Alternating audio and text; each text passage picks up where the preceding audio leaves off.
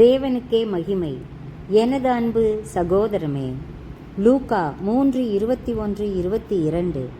இயேசு ஞானஸ்நானம் பெற்ற பிறகு ஜெபம் பண்ணுகையில் பரிசுத்த ஆவியானவர் ரூபங்கொண்டு புறாவைப் போல அவர் மேல் இறங்கினார்.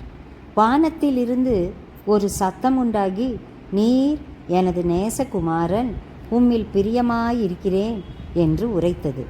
யோர்தானின் கரையில் அன்று இறங்கிய பரிசுத்த ஆவியானவர் இன்று இப்பொழுது கேட்டுக்கொண்டிருக்கிற, அவரை வாஞ்சித்து தேடுகிற நம் ஒவ்வொருவர் மேலும் இறங்கி வர ஆவலோடு காத்து கொண்டிருக்கிறார். பரிசுத்த ஆவியானவர் இயேசுவின் மேல் இறங்கினார், தங்கினார், அவரை வனாந்தரத்திற்கு வழி நடத்தினார். தேவ பிள்ளைகளே, எவர்கள் ஆவியினாலே நடத்தப்படுகிறார்களோ அவர்கள் தேவனின் புத்திரராய் இருக்கிறார்கள். இதுவரை நாம் நமது சுயத்தால் வழி நடத்தப்பட்டோம். இனி தேவனின் ஆவியாலே நடத்தப்பட நம்மை ஒப்பு கொடுப்போம். இயேசு ஆவியின் பலத்தோடு வல்லமையோடு இருந்தார். ஆகவே அவர் நன்மை செய்கிறவராயும் பிசாசின் பிடியில் இருந்த யாவரையும் விடுவிக்க வல்லவராயும் இருந்தார்.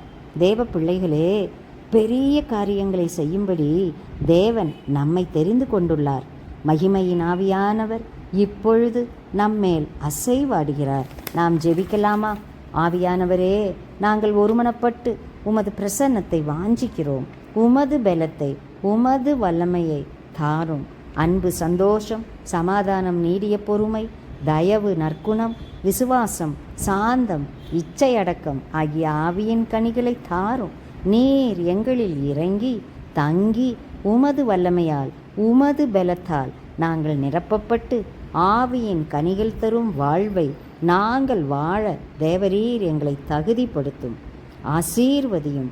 இயேசுவின் நாமத்தில் எங்களை தாழ்த்தி நன்றியோடு கேட்கிறோம் அப்பா. ஆமேன்.